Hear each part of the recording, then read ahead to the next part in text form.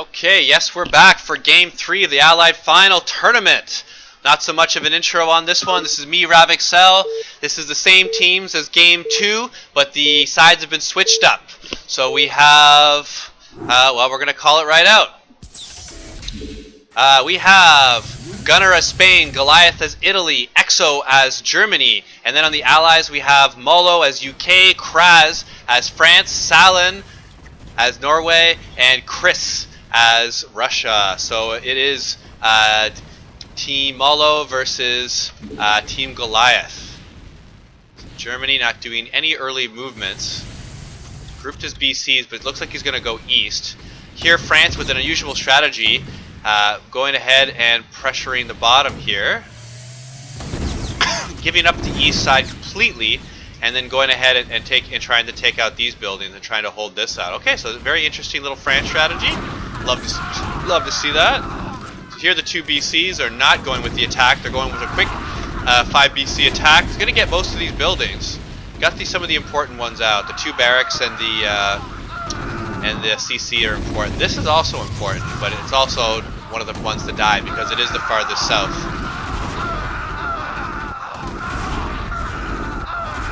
So didn't see the air, didn't see the drops.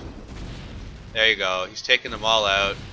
He's got some troops with him as well, so he's able to pull some troops. So going to be another one of these France first turn dropping strategies or second turn. I'm going to see if it works out. In Game 2, when the 4 times east was attempted by, well, it was by which is now the Access team, but they were allied before. So Exo, Gunnar, Goliath, and then I believe Balthasar was on their team. It did not work. It got stuffed. They went hard east for 2 attacks, and Axis was able to hold thanks to Sallin as Spain being able to come up and defend against it quickly. Exo as UK even built 3 barracks right here and was pumping troops for the 3rd attack. So we're going to see what kind of strategy that France is going to be using, pulling these drops and all his air. I mean, a 37 kill count hold, you know that Germany is going to be having a lot of tanks left. And here, Spain, sensing this, is going to be sending a lot of troops east. Now, it doesn't look like they're necessarily massing for a big east. So we're going to have to wait and see. But Spain not wasting any time and getting in position with a decent sized army. Scout right here, seeing the RAF go towards east. They probably think the attack's coming right now. Looks like a bulks attack. So here, destroying the bunkers to make sure to send this as quickly as possible. These bunkers are honestly not that useful for the Allies, and yeah, I'm going to start. I think I'm going to start to see more of them destroyed in the future by their own team, but. Very early bulks bunker here by Italy, and instantly Germany sees this and starts lifting his engineering bay. Russia not wanting any SCVs to complete this, but it's going to go ahead and pull. Sees that there's a pretty decent response by the Axis and not wanting to commit all his forces to this attack. So France should be using his troops sometime soon. At this point, if I were him, I'd probably be sending them down here into Africa and maybe trying to drop that with his trigger that he gets right here. His first trigger, you might be able to take that out, and that's a fair number of Italian money being used.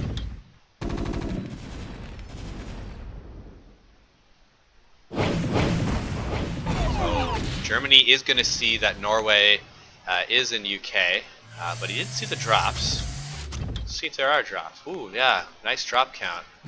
Sallin, my man. 2, 4, 6, 8, 10, 11 drops here, super early. So these are not going to be in combination with the French drops. So it's a little unusual. I thought they would be going in conjunction with each other, but they don't seem to be doing that. I think Norway is going to either try to drop a wall or maybe around where the bunkers are. Once again, with this Russian attack, this German trigger here gives all kinds of tanks and marines, and looks like it's going to be effective enough to create a massive flank you want to be sending your troops right up into this area and getting a huge flank with these tanks. And it does not look like the Allies have enough air to just fly across all these Marines and tanks and start targeting BCs. So here, Norway just decided to drop just past these turrets, and is going to be an effective drop. To see what he ends up doing with it. Russian BCs were thinking about retreating, but decided to go back in. Are going to kill a couple Spanish scouts, but really probably the better decision would have been to retreat. There's no way these BCs are going to kind of live, but Germany prioritizing the RAF over the German BC, so that's kind of interesting. Oh, you could have he stayed for that. He for sure had it. That was definitely the play, but good job. And here is Spain. Wow, I keep saying it. Sallin, look at that Norway. His last game of Spain was game-changing, and here you go with Norway. You could see previous one of my casts of him doing work as Norway, and first drop, 11 drops. Seeing all the turrets put right here, 2 to 3 turrets being built, and knowing that this turret is very important, takes it out, got the entire A wall, and is just going to look to try to get as many troops, not troops, but as many buildings as possible. And Germany having to send his air to clean this up. Might be looking to go UK, but without a Spanish drop, that could be pretty difficult. Spain's going to be wanting to look to take this Mediterranean trigger here. That could be also where the BCs are going. Very great use of unit control. If you can get this on fire, maybe it might be enough to burn down and give Spain a little scare. And 130 hit points, there's no way that Spain's going to be able to let that go. And Spain, very smartly, is going to try to drop as much as he can, but he needs BCs down there, and he should be calling them over. It doesn't look like that's happening, but let's see if he can get this second drop off. Just as it's starting to go, and UK, all you ever want to do is try to get some of your air out, generally, if the Axis are trying to stop him in any sort of meaningful way, and he was able to do just that. 2, 4, 6, 7 RAF that he's able to get from that, and it might not seem like a lot, but really that's more than half a group of RAF that have just it was just given to you basically free from Spain not being able to stack that trigger, and from Germany not sending the BCs down there. Really, Spain should have called it. Germany should have known. A lot of shoulda, woulda, coulda, but if you combine a shoulda, a woulda, and a coulda and 20 cents, all in the end, all you get is 20 cents. It's not worth that much. So very curiously, Norway deciding not to bunker, not to put mines down here. You saw he had his vultures down here and setting mines. So he decided to drop his vultures instead of using them for mines. So I guess using them to buffer his forces as soon as possible. Look, he did have some mines there, so on these vultures. So curiously, he decided to load these 2 bunkers instead. So again, innovative play. I'm not sure if I like that. The value of putting 5 or 6 or 5 or I don't know 6 to 8 mines in this area is just too much to not do it. But I like he's trying different things. And just take note on how this works. You saw what buildings were destroyed. You saw that one bunker was destroyed, another one heavily damaged, and the trigger was killed. And he was able to use some of those vultures for the early attack. We're going to have to see how Russia ends up with this attack, but he does see that the German BCs are in UK, and with this double drop with Italy and Spain, is going to be enough to go ahead and take this. But Italy is pulling troops and is a little bit worried about this attack here, coming back to this easily defendable line back here deep into the heart of the Axis, and he's going to be able to drop troops here. He should probably be lifting this, but he's deciding to build more men. But it's nice to have that lifted so you can't have that solid wall of troops like Russia's doing. But it should be okay with the BCs there. You have your BCs close to enough troops and the bunkers that the RAF shouldn't be diving, and the Russian attack was thwarted. I don't think Italy needed to bring his drops and his dropping men down there, but even if we would have left them here, I still think Sallin could have been able to retake it with these UK men. So choosing a defensive approach over a more aggressive one, Italy pulling back his men and making sure to stuff this this east attack. Chris got great penetration and went balks and did do a really good job. The Allies did regain control of the UK here, and with these troops are going to try to take out Ireland. These are veterans. Ooh, they're not. They got switched out. They should be able to beat them here in a clean fight. This really affects the supply count of Spain. Look, he would have had at least a 120 supply count, and now much less in the 90 zone. So not where he wants to be. Did not take these cities. So not really where he wants to be. And Dragoons by Kraz, we know him. We sometimes love him, but he continues to do it, and we're going to see if it's effective. Now, reloading those men that he still retained from the east attack. Italy is seeing that not many troops were remaining here. Air being sent in just in case, and the double drop is going to secure it, even against any sort of Norway counter drop.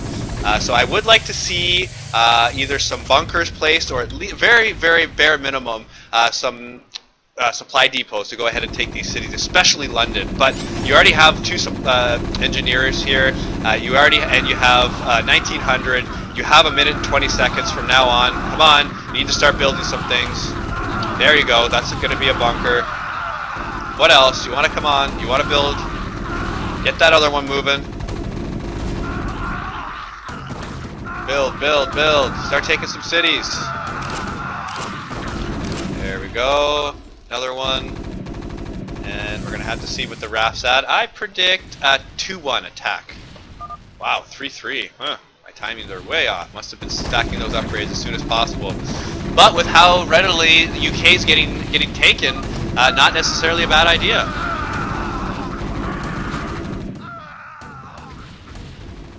Oh, Sallin calling. He has no bats. Taking a lot of troops there. Oslo getting aggressed upon. Looks like it's going to work well for them.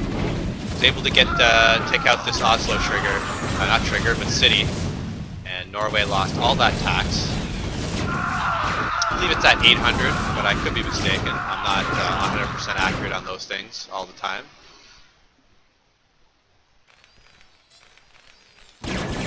Once again, France with the scouts, and yeah, they're targeting these BCs. BCs know they're in trouble. Going to try to run back towards these barracks at this bunker, but it's not going to be enough. If one of them's going to go down, they're going to stay for the other one. They're going to stay for the other one. They're going to take it, but they're going to lose a bunch of the scouts. He had about 8 or 9 there, now remaining 4. They can't be full health. He should be moving his troops up to help defend these, and he got 4 BCs for about 5 or 6 scouts. Great trade by France, and keeping those early scouts, because you have the ability to micro, because you're not going all over the map. You're generally only focused in 1 or 2 places. Able to use these scouts very effectively. We're seeing that more and more from France's, holding on to those scouts, making sure not to throw them into any sort of German, scout, BC, Marine sort of Armageddon that sometimes they face in Paris, and are able to get great value from those. So Axis doing okay, so they're going ahead and bunking this up extremely effectively, and even Spain dropping the tanks there, it means he's for real about holding on to this. RAF and NAF going towards USA, fearing that that's going to be the next drop. Sallin does like to combine the UK into USA, but here it's going to be more focused on holding this. It's a very strong drop, very strong defenses. A single Norway drop is not going to be enough to tackle that. And now Spain's got to be a little bit worried about France. Let's see. He has the 3 bunkers, and he built an extra bunker there. He's really the only one who likes building down there, but Kraz going ahead and trying to take some of these islands, trying to put some pressure. Gotta be attacking these ones, boys. There you go.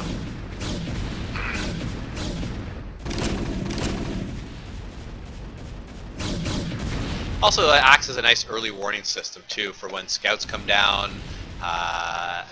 so that you're able to move your troops out of the way. And awesome, the trigger was just taken by UK. When you go ahead and you build a storage depot here, and you have, it's either 6 or 8 men in this area, France gets this trigger. Which normally, honestly, it's only effective if you're dropping. Because you get Fire Bats and Goliaths, not the most useful against the air that you often face against Germany clearing Africa, but very useful if you're dropping islands, if you're dropping Spain, if you're dropping Italy. Very, very useful. They're able to destroy structures extremely quickly, and Sallin's still able to get a little bit of value. Gonna go ahead for this last one, and not able to. He probably forgot about it. But, oh my lord! Wow, Sallin losing out all his drops to the Messers, going up extremely far north, and that is devastating. Really, at this point as Norway, you almost feel compelled to just go full Marines and help out Russia because, wow, those dropships are just so expensive. 300 multiplied by 11, that's 3,300 silver. Not silver, I mean crystal. That's more than a turn of income for Norway. That's a turn and a half of income that was just taken out, and that's assuming those were empty. If those were full, wow, that puts him back 2, possibly 3 turns. It'll be very interesting to see if he goes ahead and rebuilds. He's got 2,500.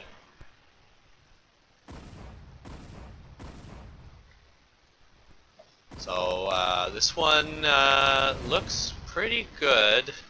Still pretty even. Because, yeah, I would say this is a very even game. It looks like the D-Day is at 0. UK trying to protect it. They're going ahead and holding that. They're not destroying their buildings here, and they're going to hold this with everything they have. All these veterans, these are Welsmen.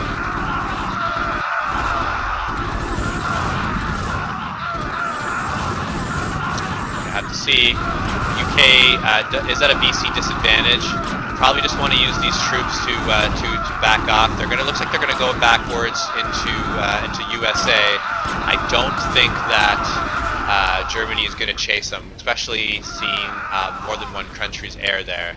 I think they're more than happy just to hold this area of the UK, and these troops should be somewhat useful here. They're going to go ahead and go south, but if you start seeing lots of bunkers loaded, if these bunkers are loaded, going into Italy is often very useful. Here we go, once more with the French scouts, able to take out 3, I say it, 3 Italian carriers. So Italy just getting all of his air just wrecked by France. This is Kraz, awesome job, and getting great value from his scouts. And really, as UK, this is about the most you could ever expect to get from your D-Day men. Opening up all the buildings here, you kind of take a look at what the bunker placements are. So now France has the information that he's not going to drop in this location here. He's going to go ahead and probably drop into this location and get a flank on these bunkers. So here, the early warning system by France taking these islands is in effect now. Gonna go ahead and try holding these, strategically placing his dropships behind his troops. Definitely wants to get that fleet beacon as soon as possible. He should be able to hold this. Germany not looking to fight at this point, just looking to clear as many cities as he can before the 2-minute mark, which is when everyone gets their money. So should be able to get this one. Target! It's hard to see if he got that. It was very, very close. Germany with 1 attack upgrade, no defense upgrade, 2 Marines, so not focusing on upgrades this game, just trying to get a high troop count. Let's take a look at Spain, but nope, they're still at 2 upgrades. Not a lot of upgrades this game. Italy 3-2 on the Marines. And 3-0, as Chris often likes to do as tanks, and his troops are almost certainly the 3-3, and they are. now, very, very well-timed and well-executed German attack here in Africa, knowing that he went ahead and wasn't going to be able to chase the rest of these troops with the BCs, sends these BCs back as he's suspecting Russia's going to start attacking, which it looks almost certainly to do. Looks like 8 drops coming from Sallin. We know what decision he decided to do. He's going back to drops. 8 times 3. He's got quite a bit of investment going towards that. Well, at least they're going to be able to take out this this core as well as the starport. That leaves Germany with probably only 1 starport. I can't find it, but maybe none left. This is really a do or die for the Allies. If they're not able to break here, Spain has got a big presence in Africa, and Italy is currently holding the UK. One carrier really affecting the axis here, and it looks like the Allies have just got enough. And this is the power of late game Allies for you. Drops coming in, looking to drop underneath them. And this is all but game. Really, instead of being in this location, Spain would have been advisable possibly to go east. These troops were needed well before that. It's way too late. And really late game Africa is not necessarily the most important, but really good game. And the Axis taking Ireland, UK, having control. Well, not really of Africa, but you know, UK going down pretty easily, and I'd have to say it was won by the Allies keeping these BCs here, going ahead and dropping all those Welsmen into Scotland, and being able to retreat these BCs over to the USA and eventually bring them to attack with this full contingent of Russian men, and we can see the remnants of Germany. Kind of like in real life World War II, Russian troops all the way to Berlin, and sometimes even more than that. Exel once again leading in the APM at 221. Crisp not far behind at 195. And let's just take a look at these KDAs. So Gunner not as many kills as what we saw in the last game. Of course, a much shorter game. But there, look at Sallin, right close to Spain as kills, and that's what you want to be as Norway. If you can match Spain in the amount of kills that you get in a game, you're normally doing a really good job. Kraz probably would have liked to do a little bit more, but look at this this kills to loss from Chris, 562 to 748, really strong for a rush, extremely difficult to do, and unfortunately Goliath, this KDA for Italy is just not gonna work, and a little bit sloppy with the air. He lost 4 BCs, he lost 3 carriers. And with those air resources, it would have been more than enough to win. I'm going to start looking at the resources as well.